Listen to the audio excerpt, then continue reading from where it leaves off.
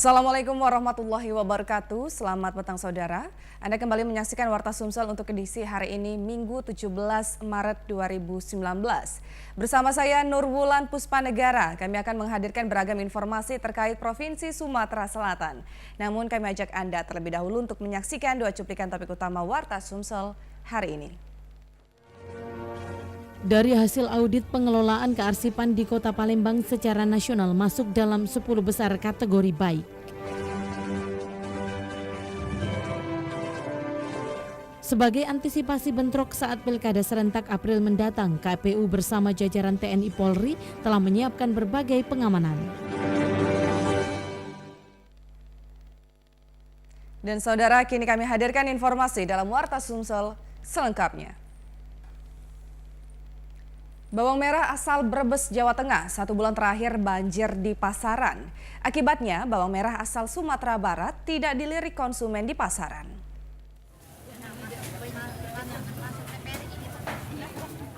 Isu tingginya harga bawang merah asal Brebes, Jawa Tengah ternyata hanya rumor belaka. Karena yang terjadi harga bawang merah di tingkat agen masih bertahan di angka Rp22 hingga Rp25.000 per kilo sejak 1 bulan terakhir. Bawang merah asal Brebes yang memang banyak diminati justru membanjiri pasar sehingga bawang merah asal Padang kosong.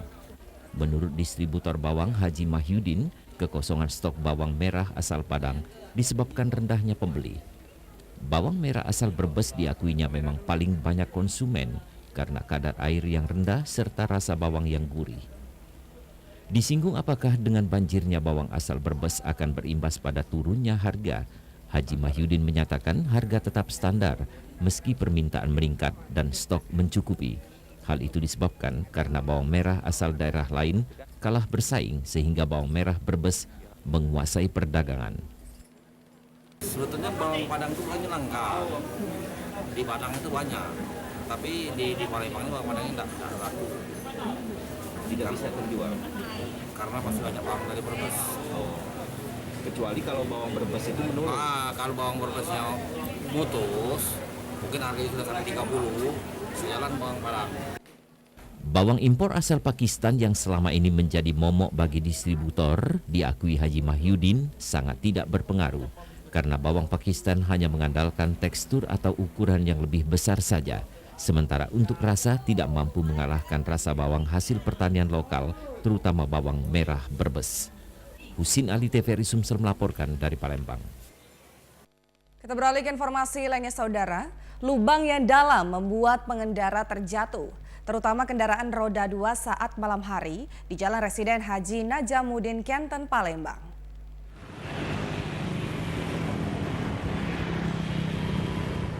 Kerusakan Jalan Residen Haji Najamuddin Kenten, Palembang ini akibat pengerjaan proyek milik pemerintah beberapa waktu yang lalu, sehingga bergelobang dan membuat lubang yang sangat dalam.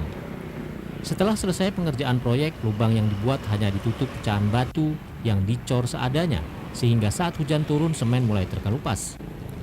Dari pantauan tim liputan TVRI terdapat hampir 5 lubang yang cukup dalam sepanjang di jalan ini. Hal ini sangat membahayakan para pengendara, terutama kendaraan roda 2 yang melewatinya, karena lubang yang dalam dapat membuat kendaraan terjatuh akibat tersangkut di dalam lubang. Beberapa warga yang enggan diwawancarai sangat mengharapkan pihak terkait untuk segera memperbaiki jalan ini karena sering menimbulkan kecelakaan. Kerusakan jalan ini juga sering menimbulkan kemacetan karena kendaraan yang melintas mengurangi kecepatannya akibat menghindari lubang yang dalam. Pemerintah Kota Palembang agar dapat segera memperbaikinya agar pengguna jalan merasa nyaman saat melintasi jalan ini. Tim Liputan TVRI Sumsel melaporkan. Saudara, suatu penghargaan dan pengakuan secara nasional, kearsipan Kota Palembang sudah bisa bersaing secara nasional, bahkan masuk 10 besar pengelolaan arsip dengan kategori terbaik.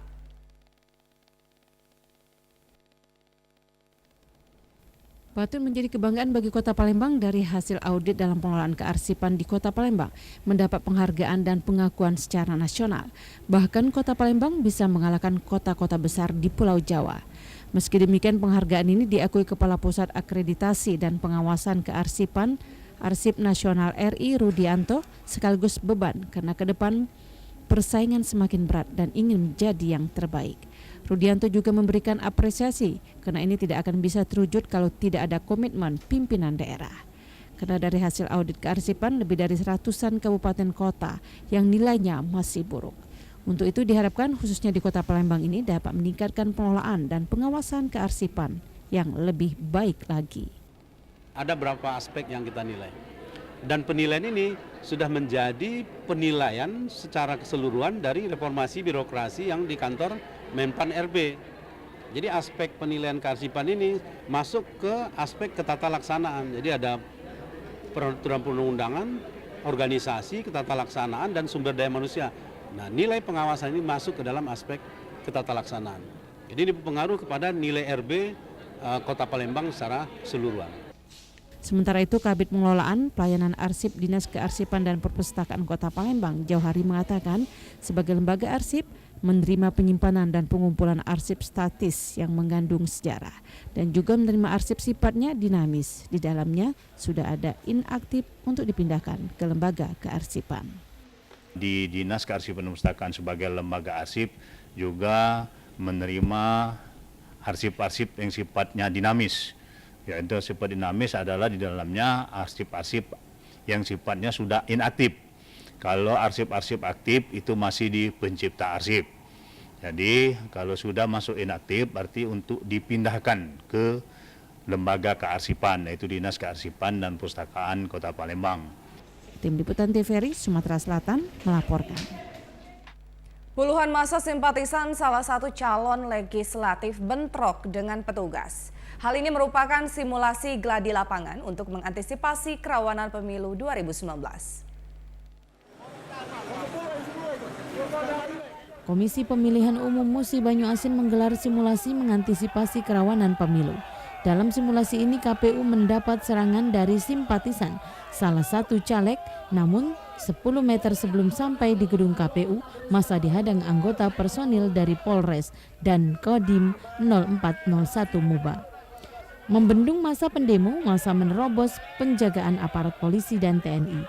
Dalam aksinya, pendemo melakukan bakar ban dan pelemparan terhadap anggota gabungan pengamanan kantor penyelenggara pemilu. Massa semakin beringas dan marah karena kondisi semakin memburuk. Tim pengamanan mengeluarkan 1 unit mobil water cannon untuk membubarkan secara paksa massa yang semakin anarkis dan akhirnya membubarkan diri setelah sejumlah provokator massa diciduk aparat. Kapolres Moba AKBP Andes Purwanti menjelaskan kegiatan ini adalah rangkaian simulasi gladi lapangan untuk mengantisipasi kontingensi atau kepentingan terhadap potensi kerawanan dalam penyelenggaraan pemilu 2019. Sudah sama-sama dilihat pelaksanaan dari pengawalan kota suara, pengamanan logistik yang mendapatkan dari masyarakat, ya, bahwa ada ketidakpuasan. Nah, ini ya mudah-mudahan pada saat pelaksanaan tidak terjadi, tetapi ini kita dari kepolisian dan TNI sebagai dari keamanan tetap akan melaksanakan dan insya Allah siap untuk mengamankan jalannya pemilu tahun 2019. Dari Musi Banyuasin, Iwan Arianto melaporkan. Masih terkait informasi Pileg dan juga Pilpres 2019, Saudara, 5 pemuka agama Kota Palembang berkomitmen untuk mensukseskan pemilihan presiden dan wakil presiden serta pemilu legislatif 2019. Pesta demokrasi pemilihan presiden dan legislatif tinggal 30 hari lagi dan rakyat akan memilih siapa pemimpin bangsa 5 tahun ke depan. Menyikapi ini, 5 pemuka agama Kota Palembang bersepakat untuk menyukseskan Pilpres dan Pileg 2019 dengan menekan isu negatif ataupun berita hoaks. Ketua MUI Kota Palembang Saim Marhadan berharap umat Islam Kota Palembang tidak mudah terpancing dengan berita diterima dari media sosial yang belum tentu kebenarannya. Senada disampaikan Romo Immanuel Malau, Pastor Gereja Santa Maria Palembang, berharap umat Katolik untuk menentukan pilihan sesuai hati nuraninya. Pendeta GPIB Immanuel Palembang, Agustina, secara tegas meminta umat Kristiani tidak mudah terpancing dengan berita yang belum jelas kebenarannya. Diklarifikasi, jadi jangan langsung terima, langsung diberitakan kepada orang lain. Jadi ini kita pelajari, kita teliti sejauh mana kebenarannya. Sehingga hal-hal yang semacam inilah nanti akan membuat suasana menjadi tidak baik. Suasana saling hangat menghangati. Kan kita ini namanya pemilihan. Silakan kepada mereka yang memilih siapapun karena mereka ingin menjadi pemimpinnya, mencari pemimpinnya yang baik yang bisa membangun kehidupan mereka. Seharusnya kita harus bersatu untuk mendapatkan pemimpin yang baik sesuai dengan suara hati kita masing-masing. Perbedaan cara berpikir, cara berpandang, cara politik dan lain sebagainya sesuatu yang biasa dalam kehidupan. Waspada untuk bisa peka dan hati-hati dengan semua pemberitaan yang simpang siur dan tidak menunjukkan ucapan-ucapan yang memperuncing suasana gitu loh. Kalau kita memang sudah punya pilihan terhadap salah satu calon presiden atau wakil presiden, ya simpanlah itu di hati. Darwis Hidayat, Ketua Pendeta Agama Buddha Sumsel berpendapat keharmonisan kerukunan dijaga dengan mengedepankan persatuan dan kesatuan. Sekretaris Parawisada Hindu Dharma Palembang PHDI, Iputu Agus Kartika, berharap kerukunan antar umat beragama dapat terjaga. Harus kita sadari bersama, Sumatera Selatan terkenal dengan daerah yang zero konflik. Ini adalah tanggung jawab kita semua untuk mempertahankan kondisi ini. Marilah sekali lagi kita bersama-sama menjaga, merawat situasi yang kondusif ini tetap terjaga. Di semua dari kita ini bersaudara. Maka dari itu kami menghimbau bahwa mari sama-sama kita saling menguatkan. Perbedaan pilihan ini justru menjadi sebuah kekuatan kita untuk bagaimana nantinya menghasilkan sebuah pilihan yang terbaik dari orang yang kita pilih. Tim Liputan TVRI Sumsel melaporkan. Saudara, tetaplah bersama kami, beragam informasi menarik lainnya akan kami hadirkan seusai jeda berikut ini.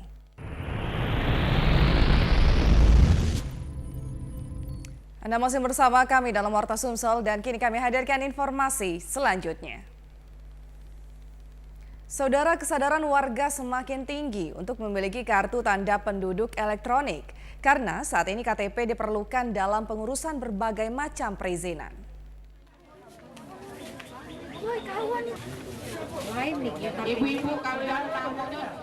Berbagai macam mengurus perizinan yang dibutuhkan masyarakat seperti mencari sekolah hingga mencari pekerjaan dibutuhkan kartu tanda penduduk. Untuk mempermudah pembuatan KTP elektronik, pemerintah Kabupaten Banyuasin melalui Dinas Catatan Sipil sudah melakukan jemput bola dengan mendatangi kantor kelurahan dengan melakukan perekaman dan pencetakan KTP elektronik. Beberapa warga yang belum pernah melakukan perekaman KTP maupun yang sudah melakukan perekaman sangat antusias membuat KTP elektronik di kantor kelurahan karena mereka tidak perlu lagi jauh-jauh datang ke Dukcapil Banyuasin di Pangkalan Balai. Sudah ya, cuman jadi warga pindahan. Sebelumnya dari mana Pak? Di Tanah Mas. Oh, di Tanah Mas. Ini dengan siapa kesini Pak? Sama istri. Sama istri juga. Oh, istri juga buat ya? Ini baru pertama kali buat KTP. 17 tahun ya. Apa syarat-syaratnya tadi ya? Dikasih tahu. Iya ya. Susah tak bikinnya? Tidak ya? Langsung ya? Langsung ya? Pelayanannya bagus ya? Bagus ya. Keberadaan KTP yang sudah dapat diakses secara online mempermudah kita dalam mengurus sesuatu yang berhubungan dengan data diri. Wijaya Kusuma, Tim Liputan TVRI Sumsel melaporkan. Dengan menggunakan media kanvas, sebanyak 1.100 pelajar di Kota Palembang melibatkan diri dalam membuat kaligrafi terpanjang di dunia yang bertuliskan ayat suci Al-Quran. Waktu dan tempat kami bersilakan. Sebanyak 1.100 pelajar yang terdiri dari siswa sekolah dasar, sekolah menengah pertama, dan sekolah menengah atas Kota Palembang memecahkan rekor muri kaligrafi terpanjang di dunia dengan bertuliskan ayat Al-Quran melalui media kanvas. Kaligrafi terpanjang di dunia berbahan kanvas sepanjang 500 meter ini dibentangkan di Plaza Benteng Kuto Besak pada acara pembukaan Musabakoh Tilawatil Quran tingkat Kota Palembang. Para pelajar ini tampak antusias mengerjakan seni kaligrafi di pelataran Benteng Kuto Besak. Bahkan kegiatan mereka didukung penuh oleh orang tua dan guru. Mereka sangat senang para pelajar ini dapat terlibat dalam kegiatan seperti ini dan berharap seni kaligrafi ini menjadi lebih dikenal dan dicintai oleh para pelajar sejak dini, selain seni membaca Al-Quran.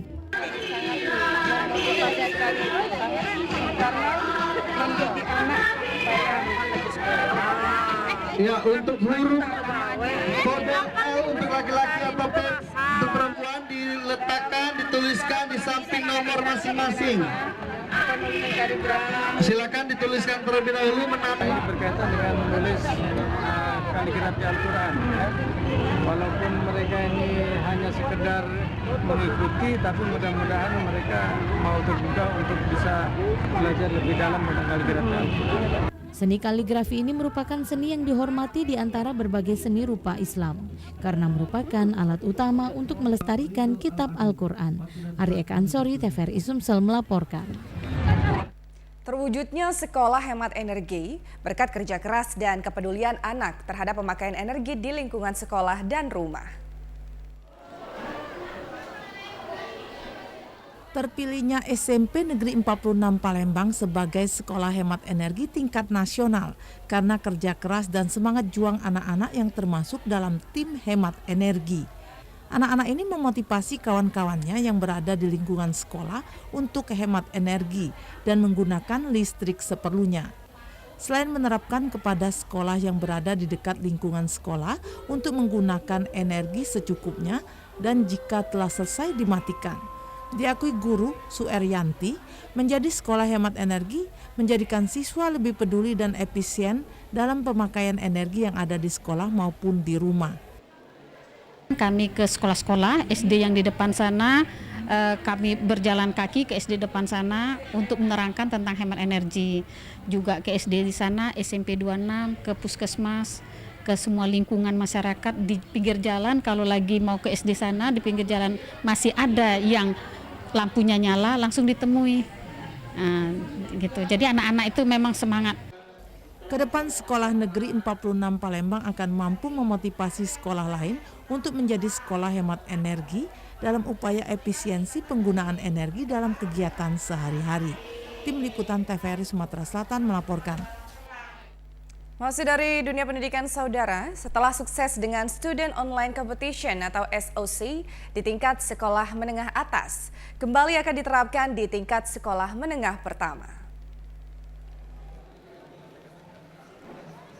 Dinas Pendidikan Kota Palembang melaksanakan simulasi Student Online Competition atau SOC tingkat sekolah menengah pertama. Selama mengikuti simulasi, ratusan siswa terlihat santai dan tenang mengisi soal-soal yang ada di layar smartphone-nya. Selama simulasi, murid mengerjakan 40 soal dengan durasi waktu 60 menit. Dan selama simulasi berlangsung tidak ada kendala di sinyal. Kadistik Kota Palembang Ahmad Zulinto mengatakan bahwa 40 soal itu terdiri dari mata pelajaran bahasa Indonesia, matematika, IPA, dan bahasa Inggris. Kita alihkan kepada hal positif. Anak TK, anak SD sudah mampu mengoperasikan ini. Artinya teknologi tidak bisa kita bendung. Tapi bagaimana teknologi ini tidak memperdaya manusia.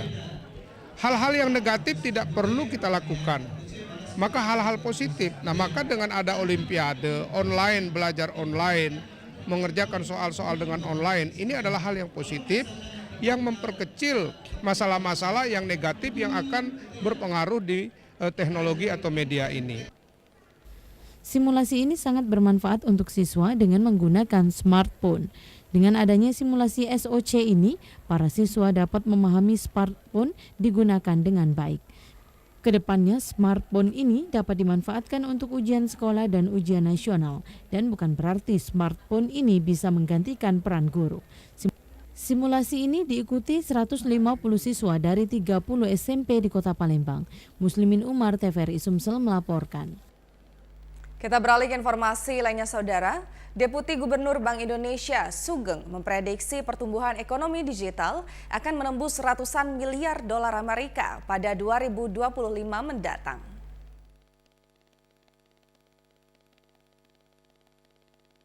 Diprediksi ekonomi digital pada tahun 2025 menyumbang hingga 155 miliar US dollar terhadap produk domestik bruto PDB Indonesia.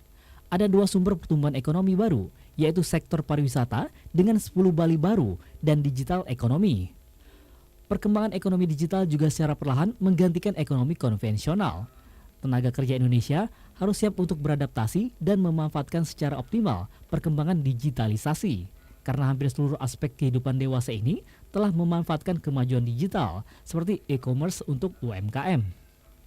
Dengan memasarkan produknya secara daring, UMKM memiliki keuntungan secara demografis dan punya kontribusi besar terhadap pembentukan PDB. Sementara di sektor pariwisata dengan 10 Bali baru siap untuk mendulang devisa dari wisatawan mancanegara yang berkunjung. 10 destinasi terbaru antara lain Danau Toba, Candi Borobudur, Mandalika, Tanjung Lesung, Labuan Bajo, Kepulauan Seribu, Gunung Bromo, Wakatobi, Tanjung Kelayang, dan Pulau Morotai. Tim Liputan TVRI Sumsel melaporkan. Saudara, tetaplah bersama kami, informasi dari segmen advertorial akan kami hadirkan sesaat lagi.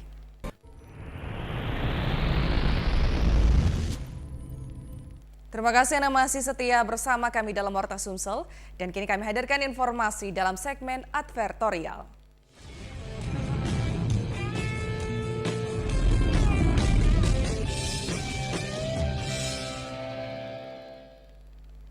Badan Pengawas Pemilihan Umum atau Bawaslu Sumatera Selatan menggelar sosialisasi pendidikan politik bagi kaum perempuan. Sehingga pemilih kaum perempuan yang lebih dari 50% dapat menggunakan hak politiknya pada pemilu 2019. Pada kotak yang sama juga sama, suara akan diberikan kepada... Pemilihan calon presiden dan wakil presiden RI dan wakil rakyat DPD RI, DPD DPRD Kabupaten Kota tinggal 1 bulan lagi, yakni 17 April 2019 mendatang.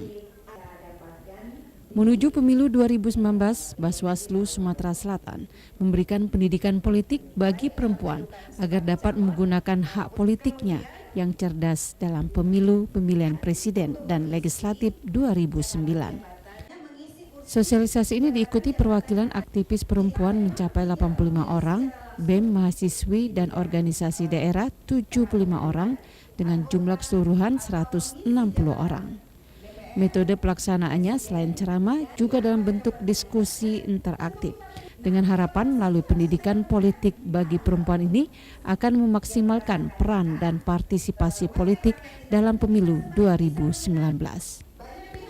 Melalui pendidikan politik ini menjelang pemilu 2019, para perempuan dapat mengetahui situasi kondisi perpolitikan, apalagi saat ini sering muncul di media sosial terkait isu SARA maupun hoax. Untuk itu kaum perempuan dapat menetralisir semua isu yang berhubungan dengan SARA dan hoax ataupun ujaran kebencian sampai hari menjelang pemungutan suara. Sementara itu anggota Bawaslu RI Ratna Dewi Ningsih Pitalolo meyakini dan optimis kalau kaum perempuan secara konsen dapat melakukan dua hal, yakni tolak politik uang dan tolak politisasi SARA dan hoax, maka capaian pemilu 2019 berkualitas dan bermartabat dapat terwujud. Terlebih dari 190 juta jumlah pemilih, lebih dari 50% kaum perempuan. Bila semuanya dapat berkontribusi pada pemilu 2019, dapat menuju pemilu terbaik. Kami sangat optimis kalau perempuan secara gerakan mereka konsen untuk melakukan dua hal, tolak politik uang, tolak politisasi SARA dan hoax, maka capaian kita untuk pemilu 2019 ini, untuk pemilu yang berkualitas itu bisa kita wujudkan. Pertama karena perempuan itu 50% dari daftar pemilih kita jumlahnya. Lebih dari 50%. Kedua, gerakan-gerakan perempuan ini kan sebenarnya lebih humanis. Sehingga penerimaan publik itu kita harapkan bisa lebih terbuka. Nah, sehingga kami mendorong gerakan-gerakan perempuan ini untuk keterlibatan dalam pengawasan partisipatif. Kedepan Bawaslu dapat terus berkelanjutan melakukan pendidikan politik sehingga dapat memaksimalkan peran dan partisipasi terutama kaum perempuan pada pemilu 2019. Seperti diungkapkan peserta sosialisasi Seni Agustina dan Jati Kusuma, kaum perempuan harus diberikan pendidikan politik sehingga mendapat pengetahuan tentang berpolitik yang baik dan benar serta juga dapat menggunakan hak politiknya dengan cerdas. Kami jadi lebih tahu bagaimana pemilu ke depannya itu yang lebih baik. Terus itu cara memilih caleg yang benar-benar cocok untuk masa depan seperti itu. Itu tuh sebenarnya dari diri kita sendiri. Seharusnya kita itu lebih bisa menyaring bagaimana untuk berita hoax tersebut. Seharusnya kita tidak harus langsung terima, seharusnya disaring dulu, dicari tahu dulu kebenaran dari berita tersebut. Seandainya berita itu masih simpang siur, seharusnya kita cari tahu dulu. Mungkin dari media satu mungkin menginformasikan seperti ini, mungkin kita bisa cari tahu dari media lain atau dari informasi buku atau segala macam. Kedepannya Bawaslu ini melakukan sosialisasi politik, dimulai dari SD, SMP, SMA, mahasiswa. Dibiasakan masyarakat itu bertukar pikiran, memiliki pendapat yang berbeda, bukan malah dibatasi. Nanti akan timbul kontrol sosial sendiri di sana. Terima kasih. Pemilu bukan saja menggugurkan kewajiban, tapi berperan menjadi pemilu yang bersih dan bermartabat. Dengan harapan melalui program Bawaslu secara nasional ini bisa melibatkan masyarakat dalam proses pengawasan pemilu 2019, termasuk kaum perempuan dapat menjadi mitra dalam proses pengawasan tahapan pemilu di Sumatera Selatan, sehingga berjalan lancar, aman, bersih, dan bermartabat. Tim Liputan TVRI Sumatera Selatan melaporkan.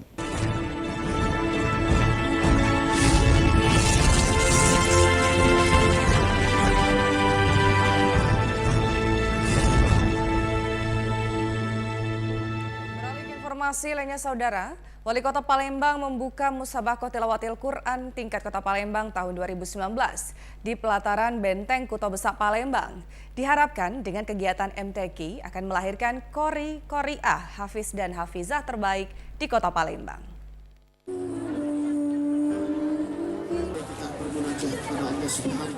Musabakoh Tilawatil Quran kembali digelar di Kota Palembang. Pelaksanaan lomba untuk melahirkan qori dan qoriah terbaik tingkat Kota Palembang ini selama 1 minggu, 18 hingga 23 Maret 2019. MTQ tingkat Kota Palembang diikuti 18 kecamatan dengan 19 tangkai perlombaan yang diikuti 900 peserta. Wali Kota mengajak agar dengan MTQ kita tingkatkan syiar dan dakwah Islam, serta kandungan ayat suci Al-Quran harus dijadikan sebagai nafas dan pegangan hidup. Dengan kegiatan seperti ini akan melahirkan qori dan qoriah dan hafiz serta hafizah Al-Quran terbaik di Kota Palembang. Harno Joyo berharap kegiatan seperti ini akan terus dilakukan sehingga nuansa Palembang Darussalam ada di Kota Palembang. Akan lahir para hafizul Al-Quran yang baik, qori terbaik di Kota Palembang yang mampu bersaing di tingkat provinsi, tingkat nasional maupun internasional. Itu yang menjadi harapan. Inilah kalau anak-anak muda itu Kegiatan-kegiatan semacam ini terus berkumandang di Kota Palembang sehingga nuansa Palembang Darussalam betul-betul ada di kota kita yang tercinta. Rangkaian kegiatan MTQ tingkat Kota Palembang tahun 2019 diisi juga dengan berbagai kegiatan. Romiko TVRI Sumsel melaporkan. Program nasional TMMD bukan hanya melakukan pembangunan fisik, namun juga non-fisik yang bersentuhan langsung dengan masyarakat.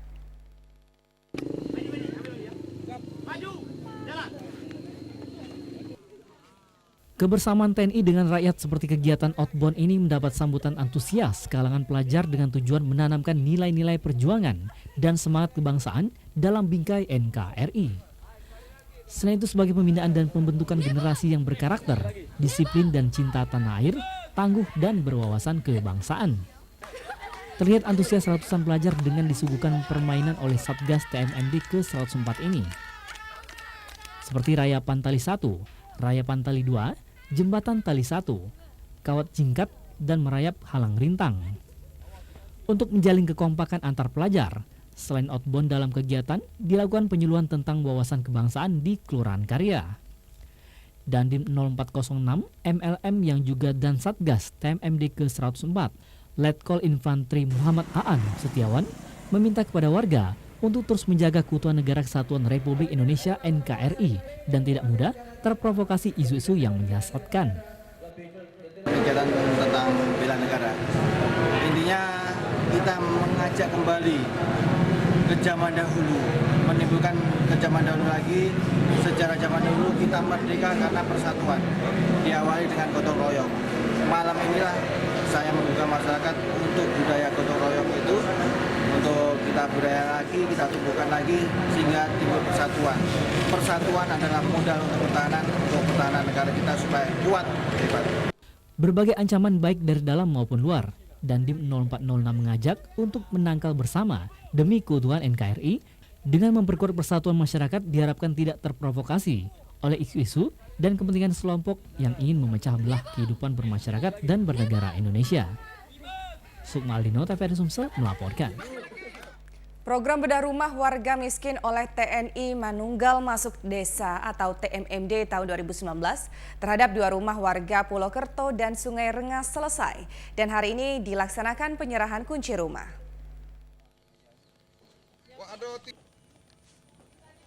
Rasa haru dan bahagia dirasakan keluarga Bapak Sulaiman saat menerima kunci rumah setelah diperbaiki dalam kegiatan bedah rumah TMMD Kodim 0418 Palembang. Program TNI Manunggal Masuk Desa TMMD tahun 2019 sangat dirasakan masyarakat kecil, seperti yang dirasakan keluarga Sulaiman yang memiliki 7 orang anak dan 4 cucu yatim ini. Merasa bersyukur dengan kegiatan TMMD Kodim 0418 Palembang, karena selama ini Sulaiman hanya sebagai buruh tani yang menyewa lahan untuk bercocok tanam padi. Untuk kehidupan sehari-hari saja sangat sulit, apalagi untuk memperbaiki rumah yang ditempatinya. Sebelum bedah itu Pak, bocor. Kita nak tidur malam-malam kalau hujan itu susah Pak, nyari tempat yang tidak ada bocor. Malam-malam tidak tidur meja mana tiba teduh dan tidak ada bocornya. Baru-baru nak menaiki rumah kan, nak makan sehari-hari lagi susah. Menyangkut di bedahnya, terima kasih nih ahli bedahnya.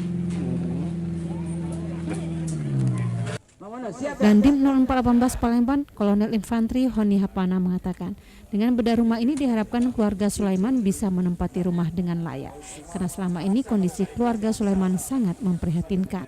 Kita mengerjakan dengan cara bergotong royong, alhamdulillah rumahnya sudah jadi, lebih layak, lebih kokoh, yakin tidak bocor, sehingga nanti Pak Sulaiman bisa tinggal dengan lebih baik.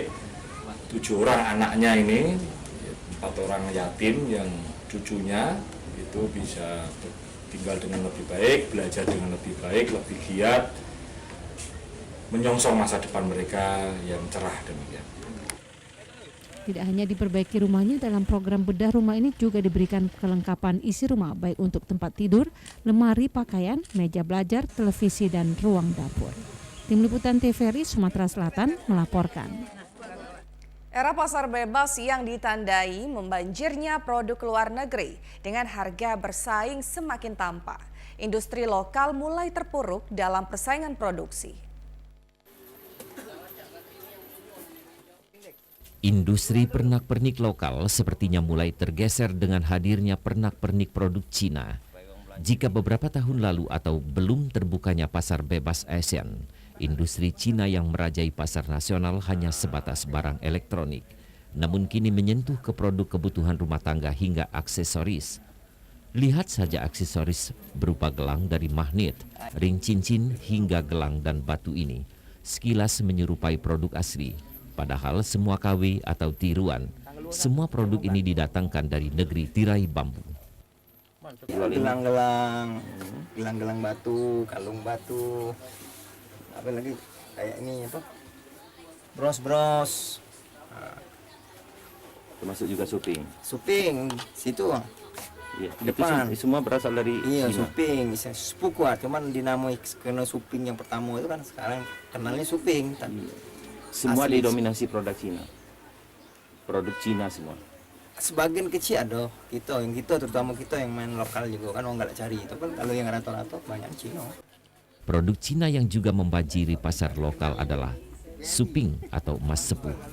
10 tahun lalu, emas suping yang diperdagangkan murni produk India, tetapi kalah bersaing dengan produk Cina.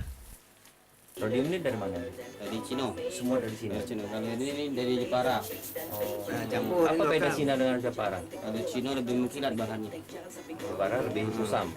Kalau Jepara ini warnanya lebih kusam, tapi tidak berubah dia. Tapi tidak berubah. Kualitas kalau dipakai dulu bau mengkilat dia. Kalau Cina berubah. Kalau Cina ini berubah dia. Tapi harganya lebih murah. Sama.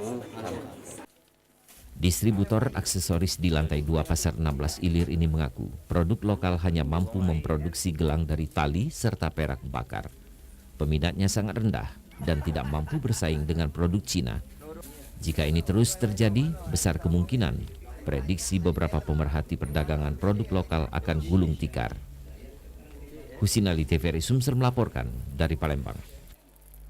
Rumput liar tumbuh subur di atas jembatan Ampera.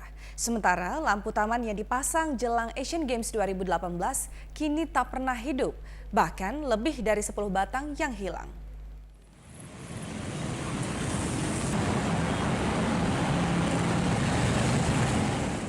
Kemegahan jembatan Ampera tetap menjadi kebanggaan masyarakat Kota Palembang. Adanya pagar hias pembatas dari bahan stainless, lampu serta kursi taman yang dipasang menyambut Asian Games 2018 lalu menambah daya tarik pengunjung untuk menikmati panorama di atas jembatan Ampera ini. Namun jika dilihat secara seksama, banyak rumput liar tumbuh subur di atas jembatan utama penghubung wilayah Seberang Ulu dan Ilir Kota Palembang ini. Apalagi di dalam pagar kaki menara jembatan Ampera ini, rumput liar tumbuh dengan ketinggian lebih dari 30 cm. Kondisi ini cukup mengganggu pandangan warga pejalan kaki maupun bersepeda di atas jembatan Ampera ini. Selain rumput juga pagar hias pembatas dari bahan stainless nyaris tidak pernah dibersihkan. Yang cukup memprihatinkan lagi, dari total 59 lampu taman yang berada di 2 jalur pejalan kaki dan pesepeda di jembatan Ampera ini, terlihat 11 tiang dan lampu taman yang hilang. Yang ada tinggal pondasi tiang lampu dan kabel lampu yang tergulung di tempat. Pantauan TVRI selain rusak dan hilang sejak beberapa waktu terakhir, jika malam hari lampu taman ini pun tak pernah menyala lagi. Diharapkan pihak terkait segera memfungsikan kembali serta bersama warga menjaga fasilitas yang ada di atas jembatan Ampera ini. Hakim Syahmi, Tim Liputan TVRI Sumsel melaporkan. Saudara, siapa tidak kenal dengan kuliner bakso? Kuliner berbentuk bulat dengan bahan baku daging sapi ini selalu menjadi favorit bagi sebagian besar pecinta kuliner.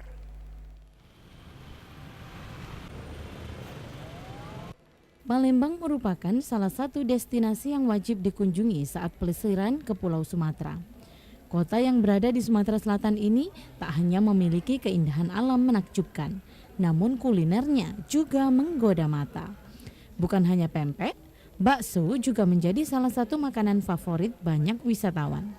Kini di Kota Palembang, kuliner bakso mulai menjamur dengan berbagai daya tarik dan kreativitas.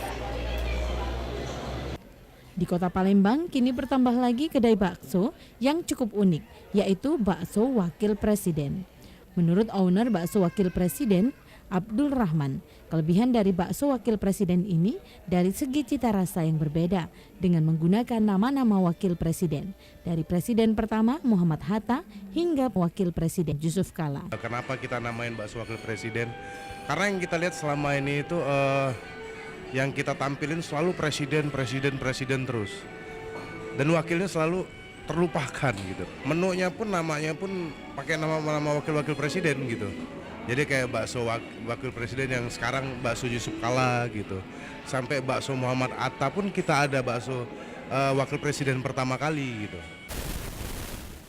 Budi Hartono, salah seorang pecinta kuliner bakso, mengatakan bakso Wakil Presiden ini memiliki cita rasa yang unik dan patut dicoba. Saya pengen nyicipin bakso Wakil Presiden karena kata teman-teman enak. Makanya saya nyobain sendiri sama istri saya. Emang ternyata enak banget di sini. Saya kayaknya akan ya hampir tiap hari lah ke sini karena emang luar biasa ya. Apalagi ini bakso besar. Ada mungkin ini favorit di sini, ada telurnya di dalam. Ya untuk bagi yang lain mungkin bisa nyoba ya. Ini enak banget. Recommended banget lah. Kedepan, bakso wakil presiden ini akan berkembang hingga keluar kota sebagai salah satu bakso khas dari Sumatera Selatan. Tim Liputan TVRI Sumsel melaporkan. Saudara, informasi dalam segmen olahraga akan kami hadirkan seusai jeda berikut ini. Tetaplah bersama kami. Terima kasih Anda masih bersama kami dalam Warta Sumsel dan kini kita ikuti informasi dalam segmen olahraga.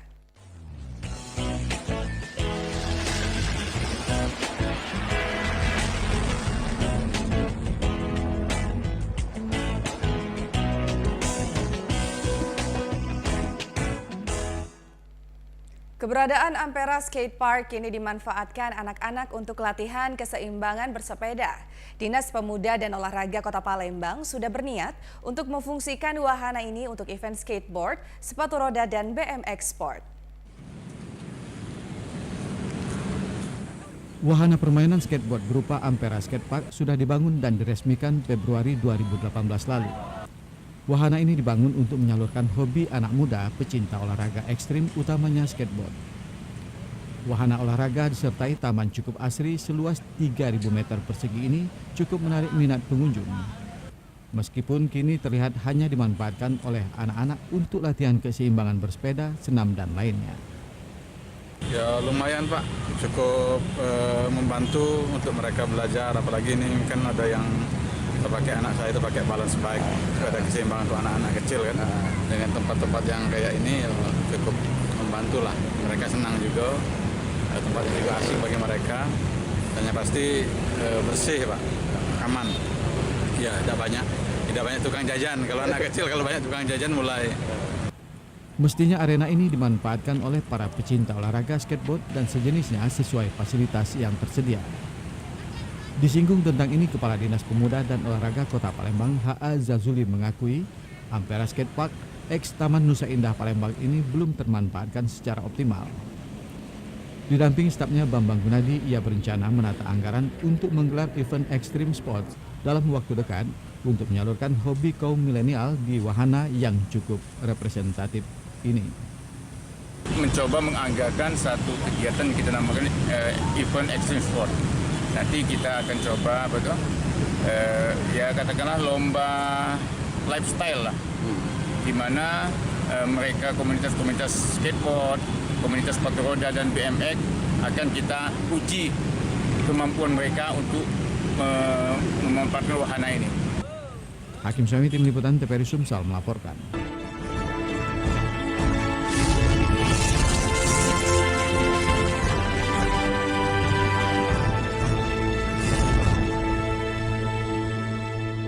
Kita beralih ke informasi lainnya, Saudara. Setelah sekian lama melenggang mulus menjalankan aksi kriminalnya, akhirnya 3 sekawan spesialis curanmor dan pembobol kos-kosan mahasiswa berhasil diringkus unit Pidum Tim Serigala Polres Ogan Ilir.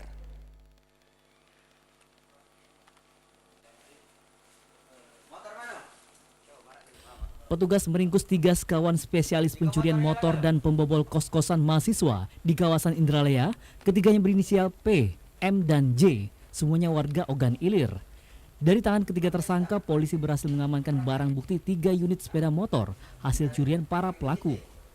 Modus yang dilakukan para pelaku residivis dalam kasus yang sama ini menjalankan aksinya dengan mengamati situasi kondisi sebelum mencuri motor korban dengan cara merusak kunci kontak motor dengan menggunakan kunci T. Selain dikenal spesialis pencuri motor, komplotan ini juga merupakan spesialis pembobol kos-kosan mahasiswa yang sangat meresahkan di kawasan Timbangan. Untuk sementara TSK yang kita amankan ini sudah 3 orang. Sebelumnya untuk komplotan mereka sudah 2 yang kita amankan terlebih dahulu sebelum melakukan pengembangan. Untuk TKP sementara ini yang kami dapat dari tersangka 4 TKP. 3-nya curanmor, 1-nya kos-kosan. Untuk BB tersebut, BB motor itu ada 5 motor. Dan yang satu lagi di kos-kosan itu peralatan rumah. Penangkapan ketiga kawanan spesialis pencurian motor dan pembobol kos-kosan ini merupakan pengembangan dari penangkapan kedua tersangka sebelumnya. Total polisi berhasil mengamankan 5 orang pelaku. Kini guna mempertanggungjawabkan perbuatannya, Ketiga pelaku harus meringkuk di sel tahanan Polres Ogan Ilir. Yudi Grumiko, TVRI Sumsel melaporkan. Tim Reskrim Polsek Keluang berhasil mengungkap 2 kasus pencurian pemberatan senilai puluhan juta rupiah di Kabupaten Musi Banyuasin.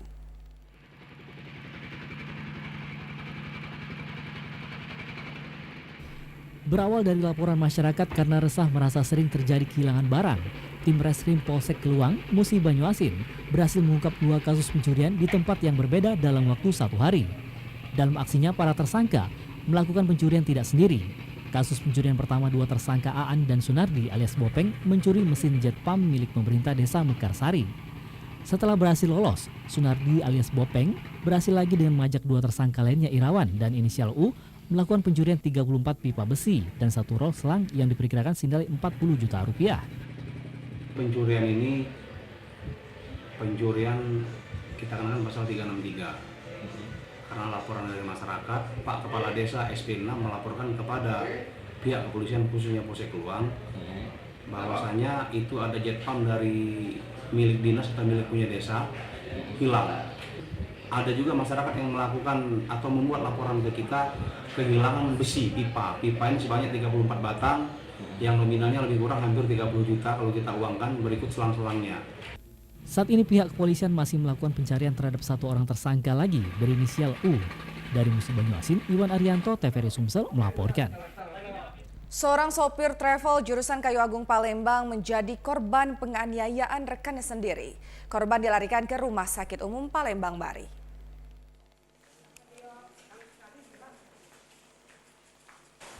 Dengan luka tusuk senjata tajam, Herman Syah, warga Sungai Pinang, Kecamatan Rambutan, Kabupaten Banyuasin, harus dilarikan ke Rumah Sakit Umum Palembang Bari guna dilakukan perawatan medis oleh pihak medis. Korban mengalami sejumlah luka di tubuhnya. Pihak medis pun berencana akan melakukan tindakan operasi. Korban yang diketahui bekerja sebagai sopir travel jurusan Kayu Agung Palembang menjadi korban penganiayaan rekan seprofesinya, yakni sopir travel di kawasan Ogan Komering Ilir, Sumatera Selatan. Menurut salah seorang keluarga korban, Bajuri, kejadian diduga salah paham antara korban dan pelaku, sehingga terjadi percekcokan hingga mengakibatkan korban mengalami luka, sedangkan pelaku langsung melarikan diri. Terus ditusuk ya? Iya, ditusuk. Pakai apa? Pisau. Pisau. Pisaunya masih di punggung ya? Iya. Oh, masih posisi di punggung. Iya. Itu siapa yang menusuk itu, Mas? Yang kita dengar-dengar. Kurang tahu pasti itu. Gitu. Iya. Kerjanya sehari apa orang? Supir travel. Oh, supir travel ya. Jadi ribut itu sama-sama sopir. Iya. Guna penyidikan lebih lanjut, kasus ini masih dalam penyidikan pihak kepolisian Polsek Rambutan. Jeffrey Eliansyah, TVRI Sumsel melaporkan dari Palembang. Informasi lainnya, saudara, potensi wisata di Kabupaten Muara Enim belum terkelola dengan baik. Salah satunya destinasi wisata Arung Jeram.